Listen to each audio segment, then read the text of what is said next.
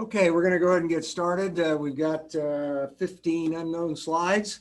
So again, this is where if you want to quiz yourself, you're welcome to put some information in the chat box and I'll respond to it verbally.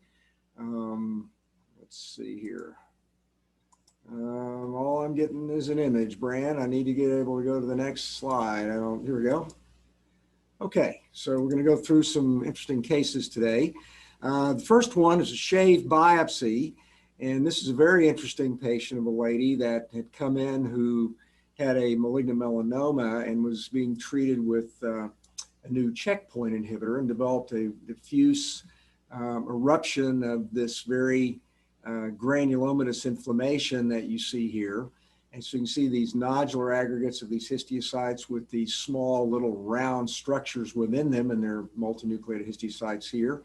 And these are all mostly been engulfed by histiocytes.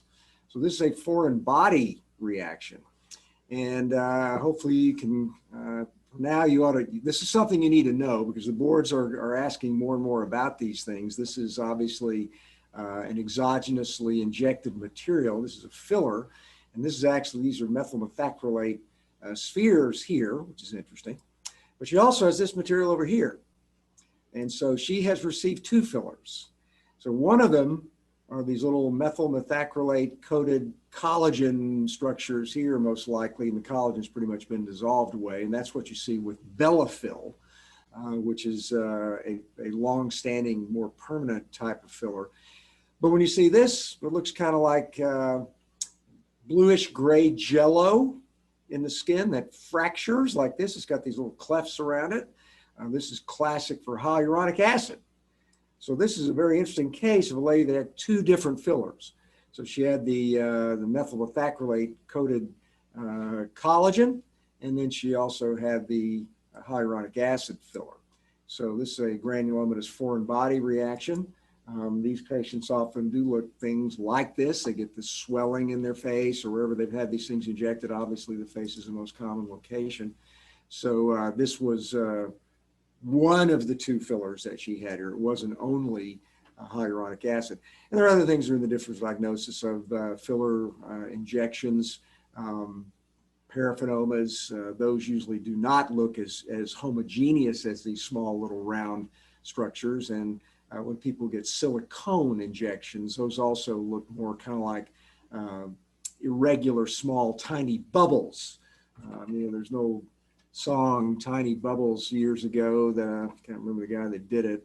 It wasn't Johnny Mathis, I don't think. But anyway, you get little teensy tiny bubbles with inside the histiocytes of silicone. And that's not what you see here. These are these large methyl methacrylate coated beads. Another thing they give you beads in the skin is radius. Those are calcium hydroxyapatite. And those are more long-standing permanent fillers. But patients, they want to look pretty, so they get all sorts of things. We've seen people that get fat injections, and then they get secondary injections with hyaluronic acid or maybe one of these other fillers. So patients will often have more than one filler in a biopsy when they get a reaction. So the main thing to remember about, I would recommend reading about these fillers. There's a lot of different morphologies of them. Some look like little BBs, others look like this bluish gray material. Some look almost like little crystals, others look like collagen. So strongly recommend you get familiar with the fillers because they're going to ask some of that on the examination because we're seeing more and more reactions, more and more people are getting these today. Okay, shave biopsy, neoplastic process. Notice it has this kind of almost cup-shaped exoendophytic morphology with the central crust on the surface, so it's contiguous with the surface. And over here, you get some pretty mature appearing sebaceous lobules, but here they're a little bit more primitive, and you have a little bit of germinative epithelium at the periphery. Way less than 50% of the individual sebaceous lobules are comprised of the germinative epithelium. And so when you see something like this, there's really only two things in the differential diagnosis. One is just garden variety sebaceous hyperplasia. But when it takes on this more exoendophytic cup-shaped morphology, then it's more likely to be a sebaceous adenoma. And obviously, when you're dealing with sebaceous adenoma, you're going to need to know the syndrome associated with that. Here's the other side of that lesion. This one looks even more like a little hamartomatous process. These are not well-formed classic sebaceous lobules. A little bit different in size and shape, and they have this little bit more primitive component of the germinative epithelium. So this is a sebaceous adenoma, and I'm sure you all know, if you can happily put in the chat room what the diagnosis is. Usually when residents know the answer, they're usually eager to put the answer down, but this is obviously what you see in the Muratori syndrome.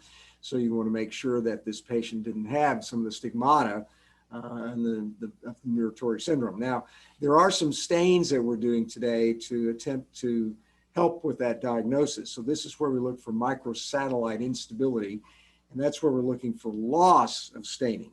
So there's two ways you can get staining patterns in dermatopathology. One is to actually stain something positively, and then it demonstrates that there's an abnormality or the cell is expressing something that's there. So, for example, if you wanted to look to see if this was a sebaceous lesion, maybe somehow you thought it might be a melanocytic lesion for some weird reason, you might use something like a dipephyllin to stain for this.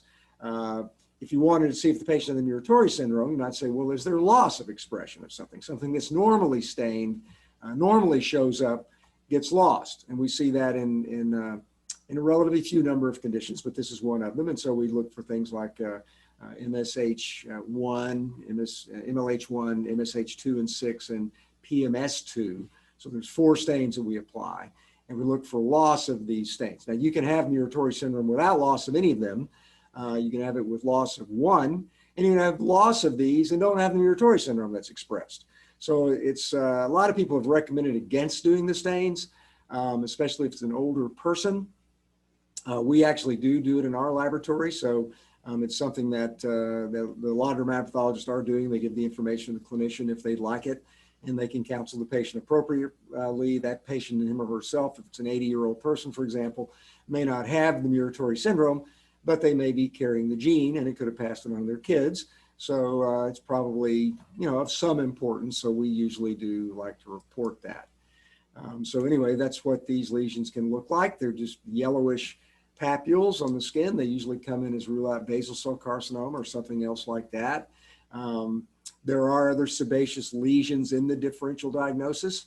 The term sebaceoma was defined by Dr. Ackerman a number of years ago, and basically he was using the concept of a sebaceous lesion that's analogous to a trichoepithelioma. So it's a sebaceous lesion that's comprised of mostly greater than 50% of the germinative cells. And one thing to be cautious of when you're dealing with a sebaceous lesion that has a fair number of germinative epithelial cells is that you can get, sometimes these things are slow to load, but anyway, you can get mitotic figures. So anytime you biopsy a germinative epithelium, it can be the matrical epithelium of a hair follicle, a pilomatricoma, for example, you're going to see mitoses. And if you use mitotic figures to make a diagnosis, you're going to miss the diagnosis a lot of time, and you're going to overcall it because, mitoses do not equal malignancy. If you see a malignant melanoma that's got a melanocytic lesion that's got asymmetry and some features suggestive of melanoma, and you say mitotic figures in that, it's often like a trump card, or it's something that you're very glad to see because that sort of confirms the diagnosis.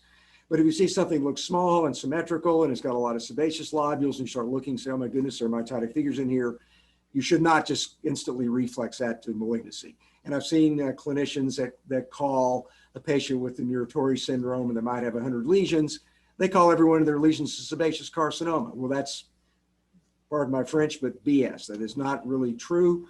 And that's more analogous to diagnosing a patient with neurofibromatosis as having multiple neurofibrosarcomas, for example, or the opposite of a patient having one lesion that you give them the syndrome. So you have to put these things in the context of the clinical. And if patients get a few mitoses and a sebaceoma, it's not a cancer. So anyway, just remember this. You're going to be asked about it on the board examination. Other things that are in there are things like multiple keratoacanthomas.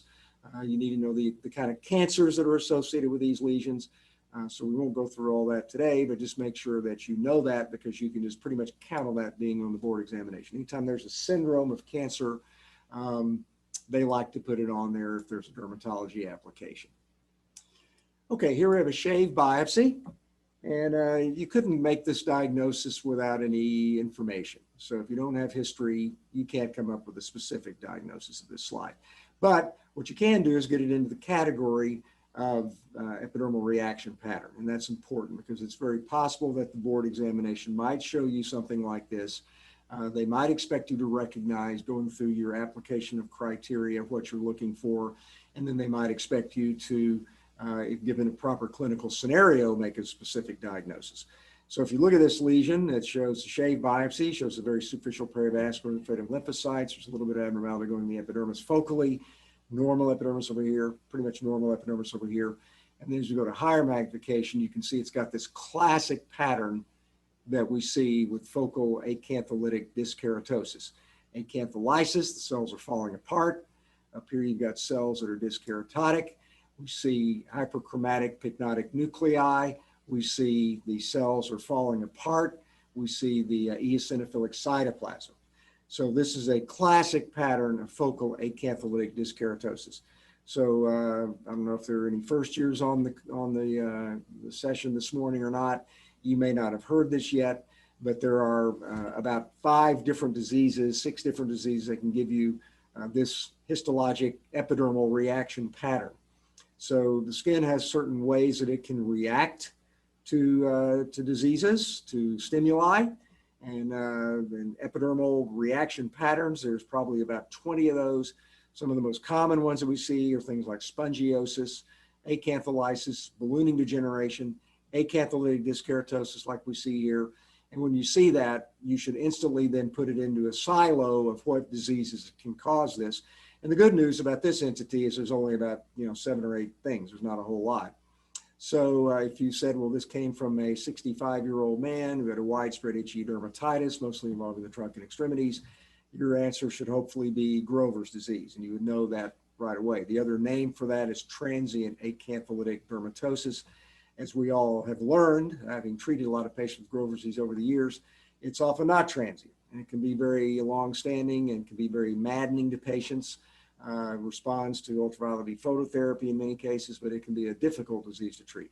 If this were a 25-year-old woman and had lesions in the sebaceous areas of the chest, had abnormalities of the nails, palms, and soles, we had a case of this in Grand Rounds a couple of weeks ago for UT Southwestern.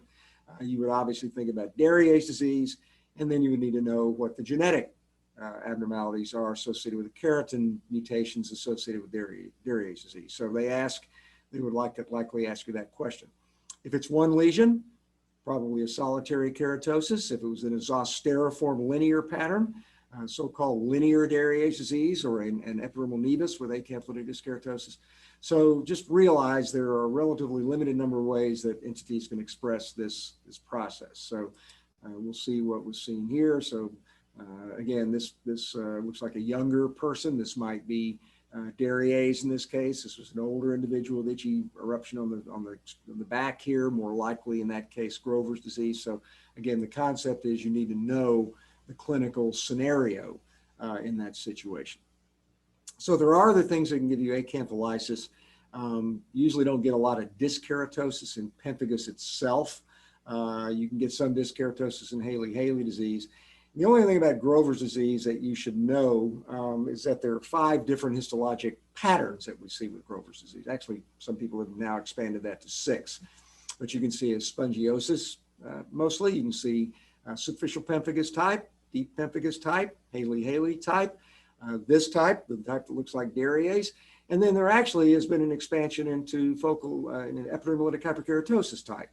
So just realize that if you see a patient that has Grover's disease and you biopsy it, it may show any of those patterns under the microscope. And it's always focal if it's Grover's disease. If it starts involving the follicles, if it's multiple, say maybe you do a biopsy, it's got 2 or 3 foci of acantholytic dyskeratosis, that ought to make you think more about Derrié's disease. So again, it's usually very focal. And if you get 2 or 3 biopsies of someone with Grover's, and one shows a Hailey-Hailey morphology, and one shows maybe a superficial pemphigus morphology, and one shows this morphology, that's going to favor Grover's disease as well. So it's an important disease to know. We see a lot of it in clinical practice. It's sometimes frustrating to treat. And even though we usually think of it in older individuals, there actually are some individuals that can develop it in younger age groups. And we see some younger women that get Grover's disease. So it's not confined to older men. And actually, as you notice in the last bullet point on the slide, sometimes they're having a few drugs associated with Grover's. I'm not sure how hard and fast those really are, because a lot of those patients that are receiving those medications are of older age group and they're going to get Grover's disease anyway. So it may be true unrelated, but just know that there actually have been a few case reports in the literature described. Okay, so now we have a deep punch or possibly an incisional biopsy, and it looks something in the very deep part of the skin here. And that's a good thing that they did a deeper punch or an incisional biopsy, because a shave biopsy you wouldn't have even come to the process. So it's way down here in the level of subcutaneous fat. So we ask ourselves, is it an inflammatory or neoplastic process? Well, if something is dark and black at low magnification, when we start thinking black, we need to ask ourselves, what's the differential diagnosis of things that can cause black in the skin, black in the dermis? Probably the number one thing we would think about is the possibility of melanin. Certainly melanin, hemosiderin, maybe exogenous pigments. Start thinking about things like carbon, maybe silver nitrate, silver. Those are things that can cause black in the skin, mercury. And then sometimes you can get blackish color from endogenous metabolic products like an ochranosis, homogentisic acid. Usually when that stains the collagen metals, it's more of a golden brown color. But if you see the urine of a patient that's got ochranosis, systemic ochranosis, it can be black, very dark.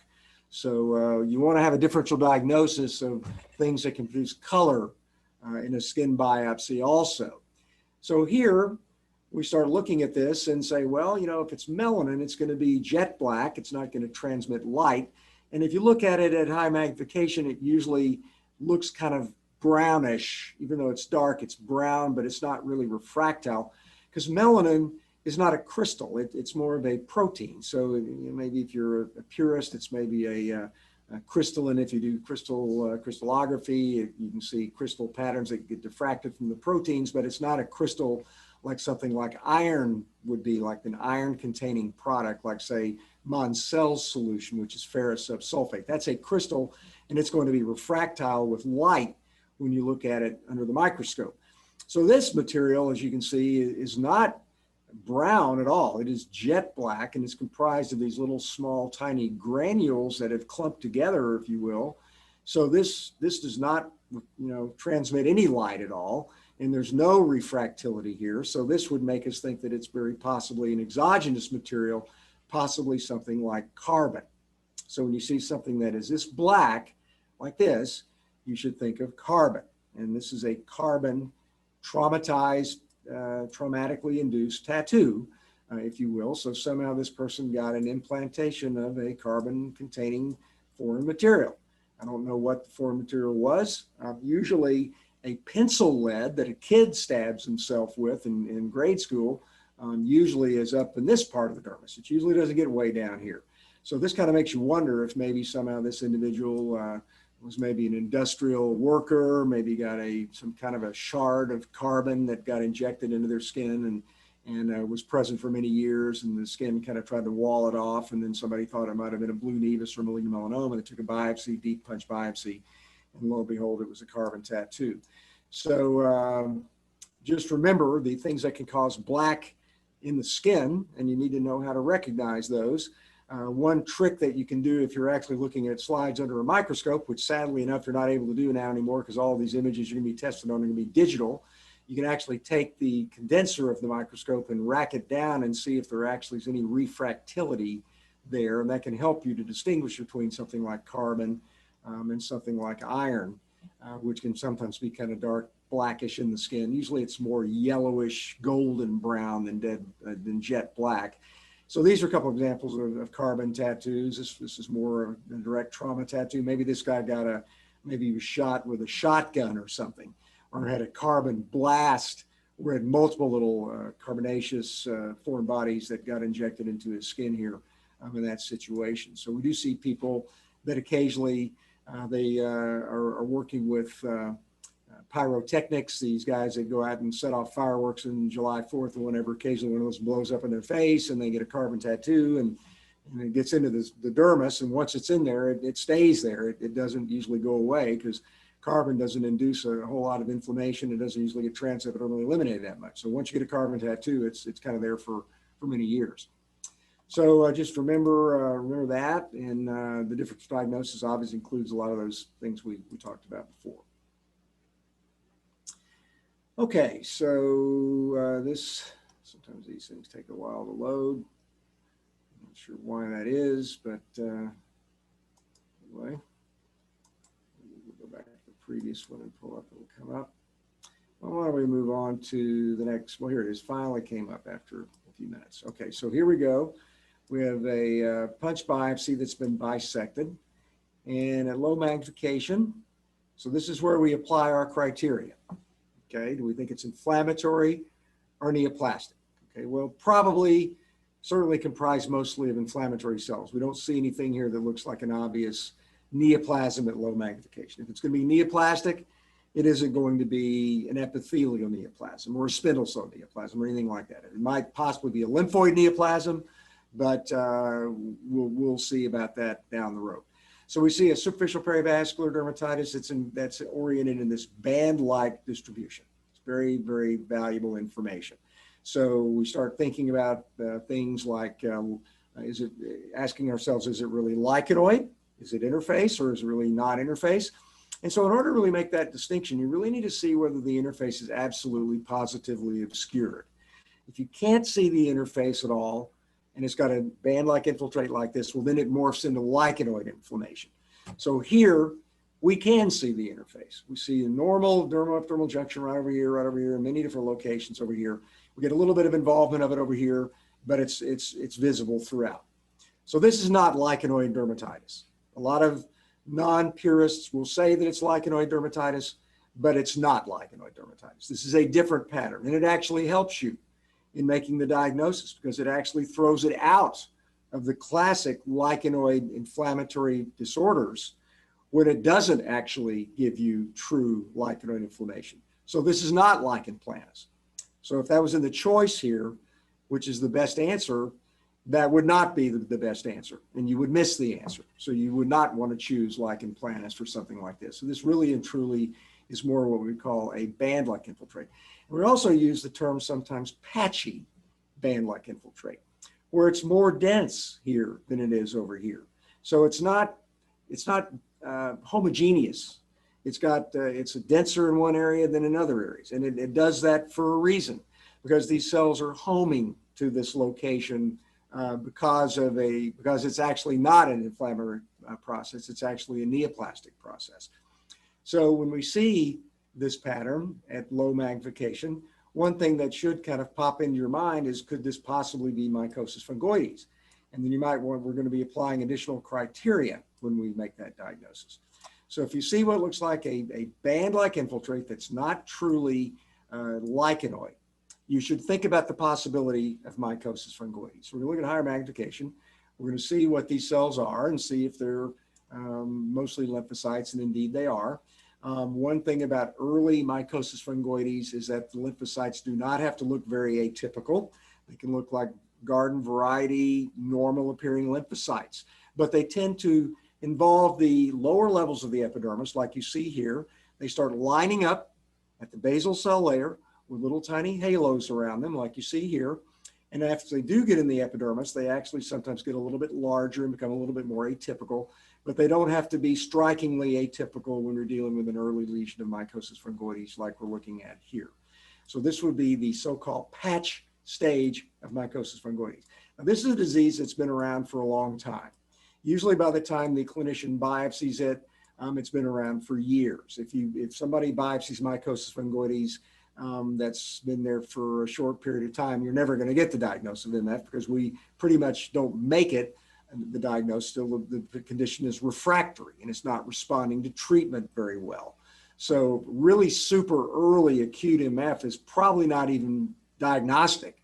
Probably no one diagnosed unless it's got a widespread classic clinical appearance. But it's real rare to diagnose Mycosis Fungoides in less than a year or two of its duration. It's just rare. And patients usually don't even complain about it until it's been around for a while. The other thing that helps you and tells you that it's really chronic is that you get these thick collagen bundles and these dilated blood vessels like you see here. So that's a sign of chronicity. Anytime you see that lichenoid or band-like infiltrate has not just been there for a few days or weeks at a time. It's been there usually for months. So this is a long-standing chronic band-like infiltrate with epidermotropism.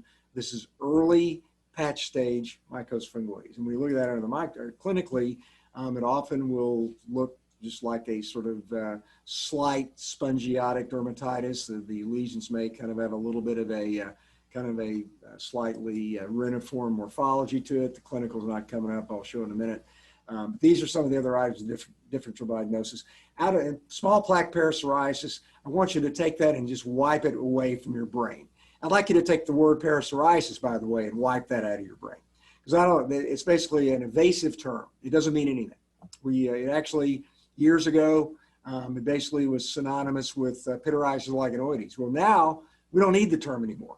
We can call it evolving patch stage Mycosis Fungoides when we see features that look clinically and histologically like this. So this is what an early patch stage of MF looks like. It can be relatively nondescript. And notice this has some cigarette paper wrinkling on it. It's got some atrophy because it's been around a while. This lesion even has some follicular prominence. So you might have even had some follicular mucinosis in that one lesion there. So again, get rid of parapsoriasis. It doesn't exist in the 21st century. We don't need it anymore. It's great for the 18th century, not for modern days. We don't need to use the term. So we call it evolving MF. We call it possible pityriasis lichenoides. We call it lymphomatoid papulosis, but we don't need to just lump it and basically call it something that's non-specific and call it parapsoriasis. So that was good back in the old days, not anymore. Okay, this is a punch biopsy, beautiful punch biopsy. We love these. It goes all the way down into the subcutaneous fat, which is where you need to go. And notice that it's got abnormality of this blood vessel at low magnification. So this is a paniculitis, something involving the fat. Go to higher magnification, we see that it's also got involvement of a blood vessel here. So this is a vasculitis. Vasculitis plus paniculitis, and it's involving the septa only. There's no involvement of the lobule, or there's very little involvement of the lobule. So a paniculitis with vasculitis, septal, short differential. Most common diagnosis is polyarteritis nodosa. Good. So Steve put that up there. That's exactly what this is.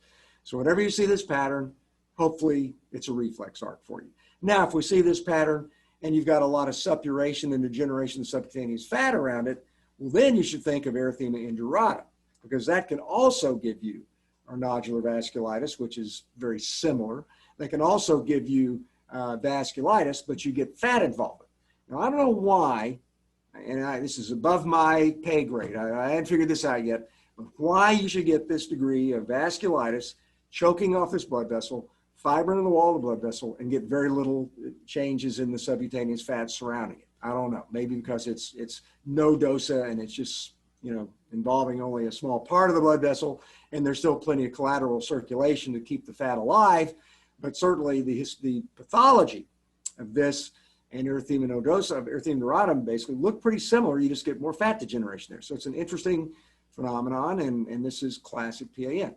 The other thing that's interesting about PAN, and I'll just call this attention to one other teaching point here, is if you see a blood vessel that's pretty large like this, that's got a muscular wall to it, that's an arteriole or maybe a small artery, if you get any inflammation in that wall at all, it's significant, okay? That means that there's true vasculitis involving that. It's not normal for inflammatory cells to go to and from the center of a blood vessel like this into the outside world, into the skin. So you don't get white cells and other inflammatory cells going through a large muscular blood vessel like this. It doesn't happen. So if you get inflammation in the wall of that blood vessel at all, with or without fibrin, it means that that's inflamed. That can be primary, like here, where there's basically fibrin in the wall of the blood vessels. This is an immune complex mediated process here. Or it can be secondary. So you can have someone like an infectious disease that get secondary large vessel vasculitis. They still have vasculitis, but it's secondary inflammation. Here it's primary. So that's an important concept to remember as well. And the other thing about it is, interestingly enough, paradoxically, the larger the blood vessels involved in the skin, the less the systemic manifestations of the polyarteritis nodosa. A lot of people talk about, polyangiitis and microangiitis and all that stuff. I think that the rheumatologists probably just don't have enough to do, and they start giving all these funny names. I personally I stick with the good old-fashioned polyarteritis nodosa. They can have small vessel vasculitis that's associated with renal disease and other things. It looks like LCV, small vessel. And then the larger vessel that looks like these, the one on the right, especially clinically. Surprisingly, you'd kind of think that they would be the ones that would get more systemic involvement, but they don't. They tend to get mostly cutaneous involvement when it's the larger blood vessels. So just remember that there's the opposite of what you would think. It's a paradox of what you would sort of think. So anyway, this was PAN. Good that you picked that up. Hopefully most people knew that. And we don't really need to go through the differential diagnosis. Every possible thing in the world can cause vasculitis, but really when you get PAN, the number one thing to think about is number one, possibly E. induratum if there's a lot of fat degeneration, and number two is migratory thrombophlebitis that can give you a septal, mostly paniculitis with vasculitis, but that's involving the vein as opposed to these blood vessels. So anyway, just remember that, and I'm glad everybody picked that up. Presumably, Steve's speaking for the entire group, right? So here we go. Now we have what looks like maybe a shave or some kind of an incisional biopsy, and the tissue looks like it just kind of crumbled and fell apart, okay? And it did so for a reason here. So this is kind of an important clue. Usually you just think it's bad histology, but in this case, there's a reason why it did that. And so it's got this verrucous epithelial hyperplasia. What part of the body are we on? Well, I'm not sure, but actually this might have been on the ear in this patient. And I think this probably got submitted as rule out chondrodermatitis nodularis helosis this time. Okay, so you got this biopsy with this verrucous hyperplasia, so it probably looked kind of like a wart. And then they took a biopsy of it and it kind of crumbled and fell apart. And then you start looking down here and say, was it an inflammatory or neoplastic process? It's got a lot of inflammatory cells in it. We don't really see any neoplastic cells. These cells, some of them are neutrophils here, and there's some histiocytes. But then we've got this material here to look at right here. I hope you guys could recognize this. So we've heard about, tiny bubbles this morning. We've heard about blue-gray jello this morning. We've heard about black this morning. Well, now I want you to look at what looks like gray feathers in the skin, feathery feathers in the skin. So you see that, what looks like this little feathery, wispy kind of stuff here. Yeah, Ashley's right. This is gout, pathognomonic for gout. These are the wispy footprints of the gouty crystals that got washed away in processing, okay? So if you said, well, hey, can we polarize this material and see if it's going to polarize like it's supposed to? And when we talk about that, rheumatology, when they take out joint fluid and polarize it, no, because the gout crystal has been washed away here. If you want to keep the gout crystals in situ, you have to put in 100% alcohol, and then they look kind of brown under the microscope, and that will polarize. But this does not polarize because all the crystals are washed away because it's basically uric acid, which is water soluble, and it gets washed out of the tissue, okay? So this is gout. This is a gouty tophus. These often will give you granulomatous infiltrate secondarily because the body is recognizing this as a foreign body reaction. One of the reasons that you get this painful tophi on your toe, where this one was not, so-called podagra, is this stuff gets into the joint space and it causes a lot of inflammation.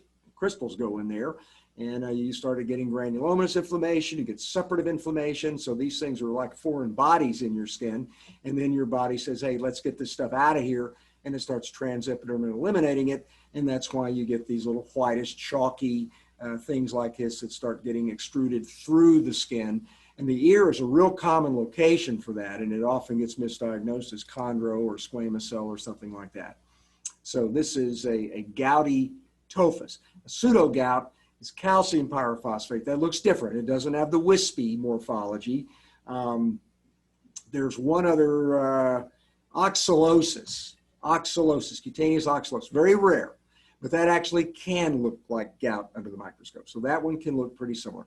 But pseudo-gout is calcium, and that's going to obviously have a bluish, purplish color to the crystals there when you look at that under the microscope. So anyway, we don't need to go through all this, and this is all deals with the body, but in the ear is a good location, we said, very commonly for gout when it's involving your skin. Okay, another good example here of a nice, fantastic biopsy. We've got an incisional biopsy. And where's the pathology here? So, you know, where's the beef, the old Wendy's commercial? Okay, we got epidermis, we got dermis, we got all these follicles rooted down in the subcutaneous fat. What part of the body do you get lots of hair follicles that go all the way down to the subcutaneous fat? There's only one part of the body. You guys know where that is? Don't everybody speak at once. The scalp, good, scalp. And then we have subcutaneous fat, and we've got fascia, and we've got something way deep down here. Deep.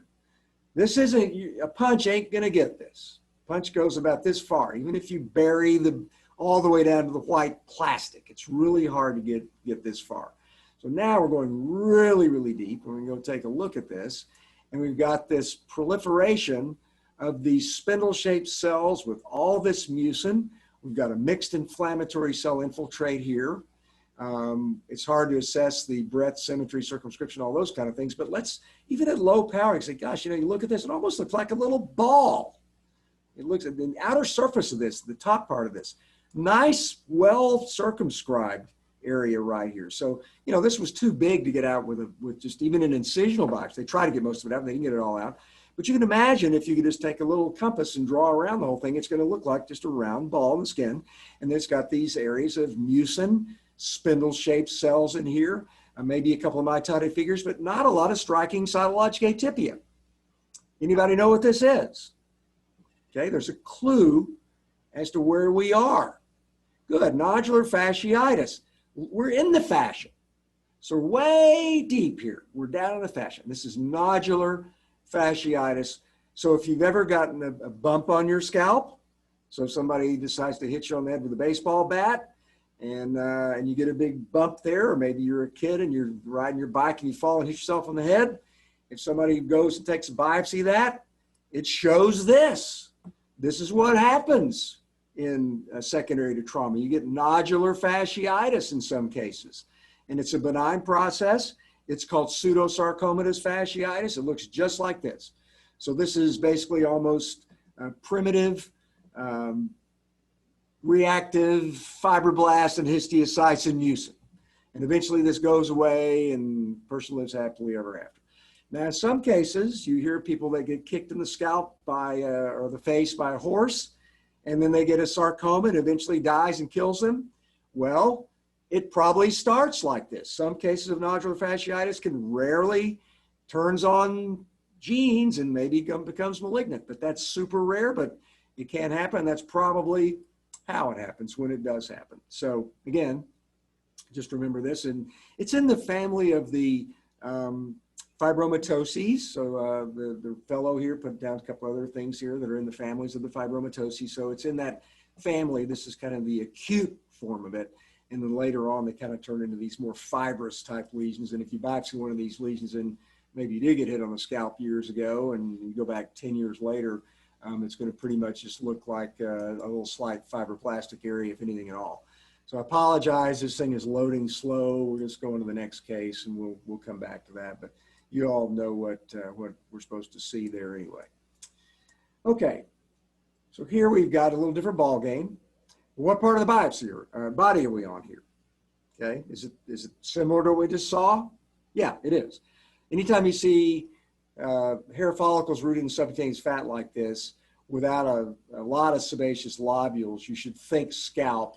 And, you know, this guy, yeah, you know, they should have 5 or 6 of these down here. They got 2 or 3. He's probably beginning to lose a little bit of hair, but he doesn't have a lot of large sebaceous lobules. So if he's got androgenetic alopecia, it's really minimal. Maybe it's a woman that's got a little bit of mild female pattern alopecia. So superficial perivascular dermatitis, no neoplasm here, right? So if you're dealing with the scalp and your inflammatory diseases, that's helpful to you. Are you going to get dyshidrotic dermatitis on the scalp? No. Are you going to get, you know, something like intertrigo on the scalp? You know, no. So there's a relatively few number of diseases that like the scalp.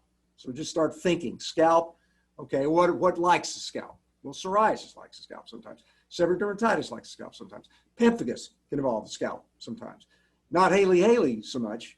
Daria's can involve the scalp, but not the, so you just start thinking of diseases that can involve the scalp. Contact dermatitis, not as common.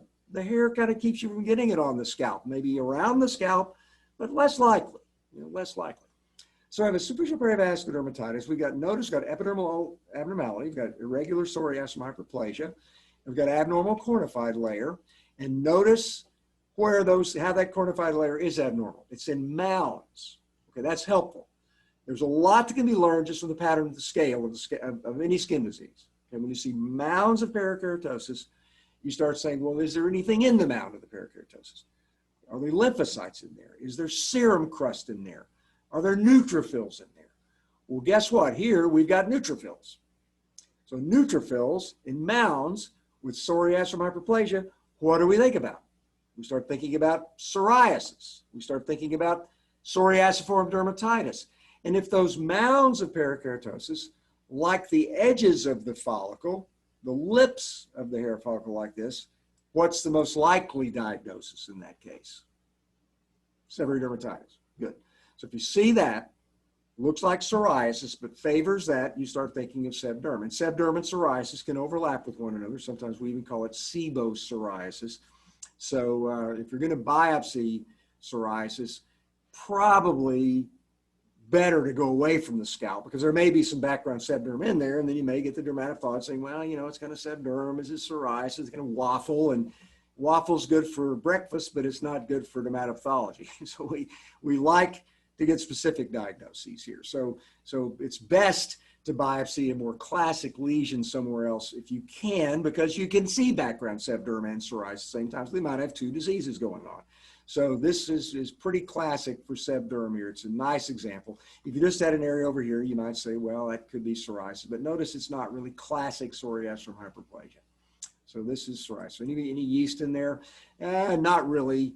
And, you know, I'm not a big believer that Pityrosprum causes sebderm. I think you just see it there. True, unrelated. Some people think it is. I'm not going to argue with them, but even if you did, it wouldn't necessarily mean a lot. It's not a criterion for diagnosis. You're really looking for the pattern of the epidermal involvement, the mounds of parakeratosis, the neutrophils. So this is on the scalp, I mean the face here, the nose, classic location. We also see it in the glabellar area, behind the ears. You all know the classic seborrheic distributions. It's associated with neurologic diseases, associated with HIV infection. So just remember that sometimes it's a clue to other things. So yes, it's probably one of the most common diseases of man, but if it occurs in a funny location or something like that, you should think about the possibility of other conditions maybe driving it. Okay, so good case here. Okay, so we've got a punch biopsy, and there's another clue to the situation here. So this is a punch. It goes all the way down to the fat, and it's a pretty small punch. Okay, there's no sun damage here. Whenever you see that, again, it's not a specific finding, but you should say, well, you know, it's maybe the person has thin skin. There's two places in your life, two ages of life where your skin gets thin, when you're very young or when you're very old. So if you're very old and you get thin skin, usually you've got some background solar alteration.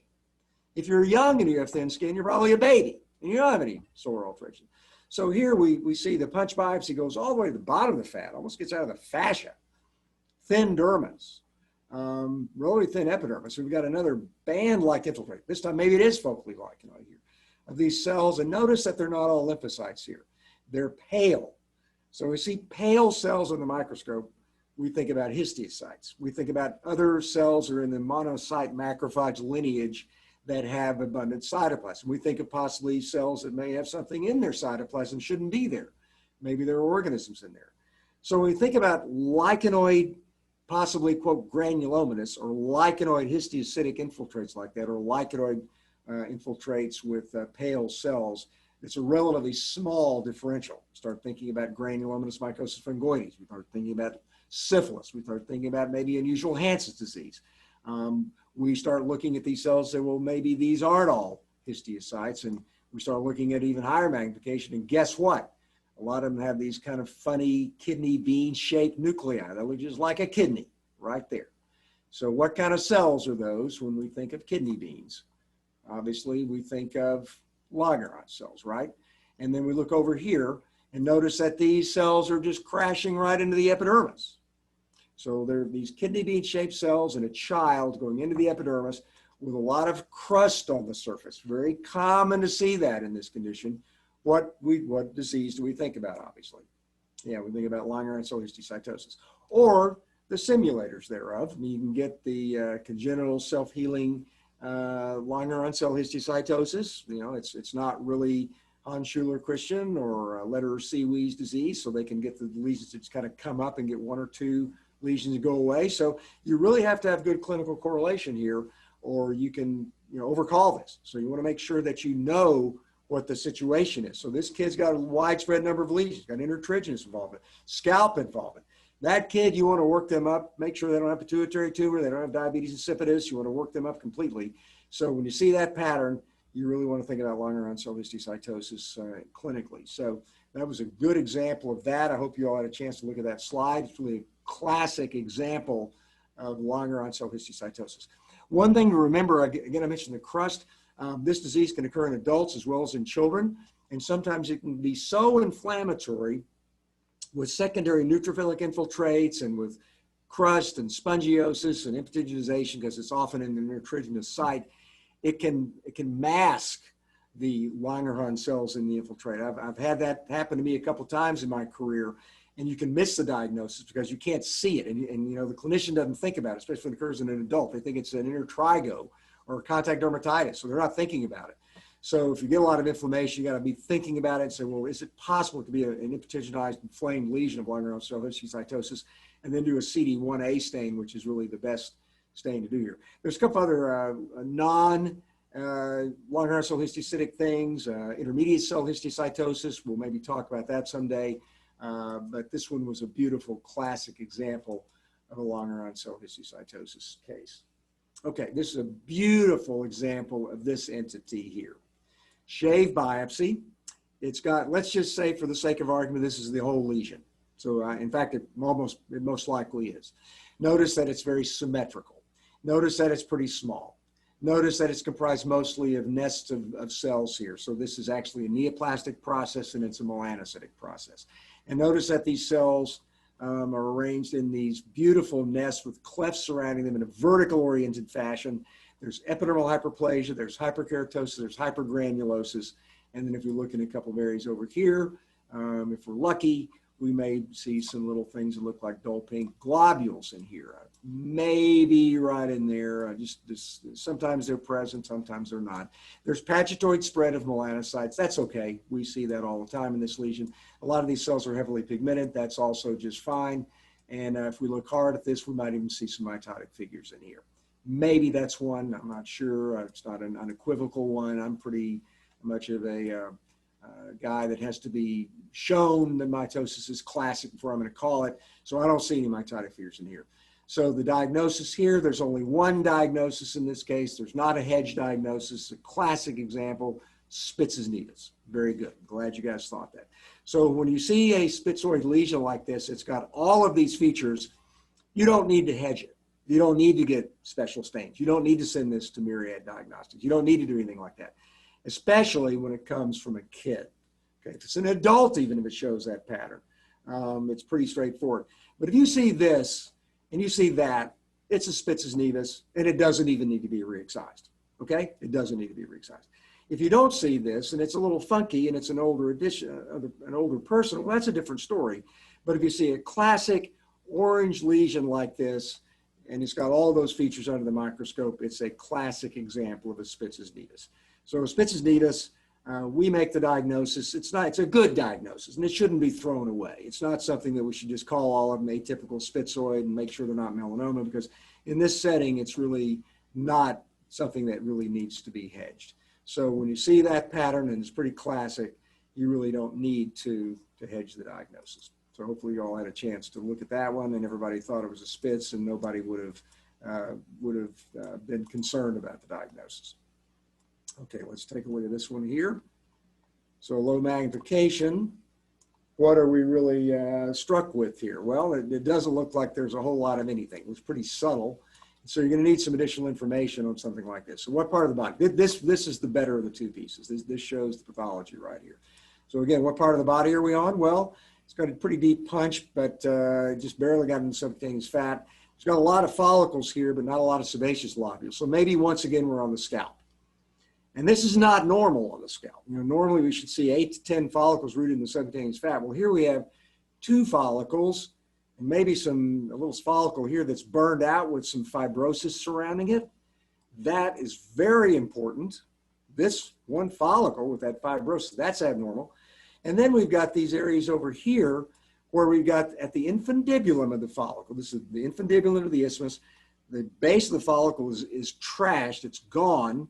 And we've got this inflammation that's targeting, zooming in on this site, and down the road later on, it leads to this perifollicular fibrosis here.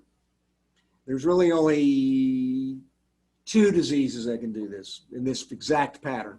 And the number 1 is lichen planopilaris, and the number 2 is frontal fibrosing alopecia, which in my opinion is a variant of lichen planopilaris. So really there's only 1 disease.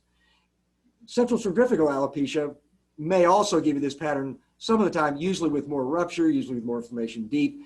But I also think that's probably in the spectrum of lichen planopilaris. So I, being a lumper, think they're all the same. And they look the same under the microscope for the most part. So whenever you see fibrosis like in this location, and you see inflammation in this location, your reflex arc should be LPP, FFA, CCA. Boom, end of discussion. And they look at the patient, and if they look like this, it's FFA. And again, I don't know what causes FFA. You know, Gene Bologna thinks sunscreens cause it, or cosmetics. Maybe it does. Maybe the patient has a tendency to get lichen planopilaris, and maybe it's kebnerized because of chemicals. Maybe CCA is kebnerized for chemicals. So if you want to make sure that everything sort of fits together, maybe it's LPP that's kebnerized in patients that have a tendency to get it. So that's why maybe they all get the process. But these items, they're difficult to diagnose perhaps clinically, but histologically, nothing else looks like this. So it looks like when you get that targeted classic inflammation involving that site, I want you to think about this diagnosis, and I want you to make the diagnosis with specificity. You don't have to be hedging it. It's classic. And then if you have that clinical morphology, it's also a beautiful example of it. I wish we had better treatment for it. We don't, but maybe one day we will. Okay, this is a low power diagnosis and a high power mind diagnosis here. So what do we see? What's the pattern? Okay, inflammatory neoplastic, obviously inflammatory. Diffuse inflammation. Side to side, it goes into the mid-reticular dermis here. It's not totally dense diffuse involving the whole dermis, but in this part of the dermis, it's diffuse. It's perivascular. It's perivascular, and it's involving the dermis between the blood vessels. And then at low magnification, we've got some clear areas here. Why is it clear beneath the epidermis? What causes whiteness beneath the epidermis when you've got a dense diffuse? Yes, papillary dermal edema. Excellent. So what gives you a dense diffuse infiltrate? And these are not all lymphocytes at low power either, by the way, right? They're not black. They're a little peppery and salty. This is not jet black inflammation. You can tell at low power. I'm not going to let you look higher power yet. Good. This is Sweet's disease. So whenever you see this pattern, low power, I want you to instantly think Sweet's. We're going to higher magnification, then we're going to confirm that. And lo and behold, guess what cells these are? Mostly lymphocytes. Now, you can sometimes see some eos in Sweets. We just had a case today, we just read an hour ago, where it's some eosinophils in Sweets. So sometimes you can get some eos in Sweets, usually not a lot. It's neutrophil predominant. But so this is a beautiful example of Sweet's disease. Edematous, plaques, mountain range morphology clinically.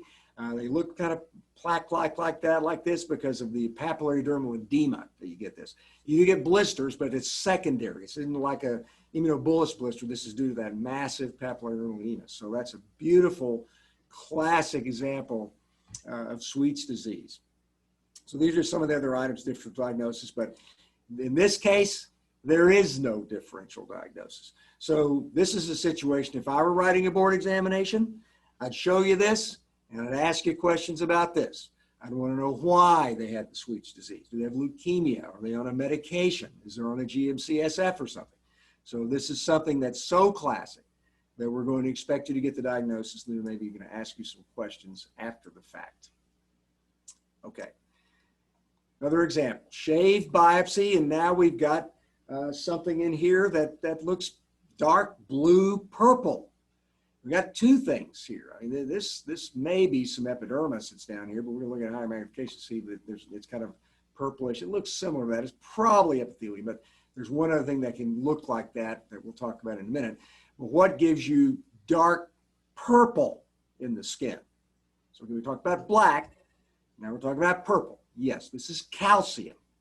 Calcium. So whenever you see something that looks like this sort of purplish material, you got a higher magnification, and you say, gosh, it's dark, it's purple, and you got these little small little, they look like little purplish BBs here. These are little crystals of calcium. They're probably calcium, I don't know, carbonate. I don't know what the actual calcium product is, but this is a calcium molecule in the skin. So this is calcification. And calcification occurs in a lot of settings. I'm not going to go through every situation, but this may have just been a solitary nodular calcium papule, maybe on the eyelid of a young person. That could be like subepidermal calcified nodule. Sometimes we see just dystrophic calcification from trauma. You can see it in patients that have Crest syndrome. You can see it in a lot of different situations. And this down here was not osteoid. That was the other thing I was going to bring up to your as a teaching point, but this is not osteoid, because anytime you get calcium in the skin, it can turn into bone. So you have to remember that also. But this is just an example of Calcinosis Cutis. I don't know why they got the Calcinosis Cutis in this situation, but this is often what you see when you see a patient clinically. It often becomes transepidermally eliminated. So you have to know all the different settings where you can get calcium deposition in the skin. So it can occur in coacylynean neoplasm. It can occur as a tuberal nodular calcification. It can occur as a dystrophic calcification in patients that have things like dermatomyositis and Crest. So you have to realize that calcium can develop in the skin in a lot of different settings. So that's Calcinosis Cutis, pretty straightforward example of that there. Okay, so the last one we're going to do today, and we've got an area over here, so ignore all this. We're going to focus on this. So we just had something like this a second ago. So what's the purple? What's the purple? Again, this time, what is it? It's calcium again, right? We're not trying to trick you here. It's calcium once again. But this time, it's got something different. So this time it does have some osteoid that's beginning to form in here as well. It's not as good there, maybe a little bit over here. So when it becomes kind of pinkish and it starts getting some little cells in there, those are the osteocytes that are forming, the osteoclast and the osteoblast. And sometimes with time, you can actually even see little Haberjean canals inside the little bone that gets formed there. And then you get this material in the center, which is bone marrow that's forming. Okay, so you actually get a little small nodular aggregation of bone with little bone marrow elements that form inside the Osteoma Cutis. So this is an example of cutaneous bone. So we had calcium, and now we have the calcium that went on ahead to form bone. And this is most commonly seen in settings of patients that maybe usually not like this. Most of the time it's somebody comes with a little purplish papule on their skin, and they may think it's a nevus or something like that, and you biopsy, it feels like you're taking out a piece of gravel. And it's often somebody that has had acne or something like that years ago, and they get dystrophic calcification that ultimately undergoes ossification over the course of time. Totally benign, nothing to worry about. There have been a few cases in the world where they look in that bone marrow and diagnose leukemia in the patient. So that's an interesting little rare pearl that can happen. But just realize that this is a dystrophic bone that forms in the skin. because of some kind of prior trauma in the vast majority of cases. Okay, well, good. I hope you guys enjoyed that. I hope you you were able to quiz yourself, and that would highly recommend doing that. The more of this you do, the better. The board isn't going to give you a lot of clues when they show you these slides. They're just going to show you stuff, expect to get the answer, and match it in with the choices they give you, or in some cases, they're going to expect to get the answer in order of second order questions. So I strongly recommend that you look at these slides blind, come up with your own differential diagnosis, put an answer down, and then match your answers with what we see when we go over these, and then go back and look at the slides again if you missed something. So in other words, if you didn't think that was sweets, whatever you thought it might be, go back and look at it and understand the criteria for diagnosis as to why it is Sweets disease, or the FFA, or the LPP. You know, why did you think it was alopecia areata, for example, when the real diagnosis is frontal fibrosing alopecia? So you want to make sure that you feel comfortable with these things. We're not able to quiz you quite the same degree of intensity we would if you were sitting in front of a microscope, but we will one of these days. So I hope you enjoyed it, and we will see everybody on this session, I think, in a couple of weeks. And those of you are welcome to join us on Wednesday mornings when we're going over the routine didactic sessions also.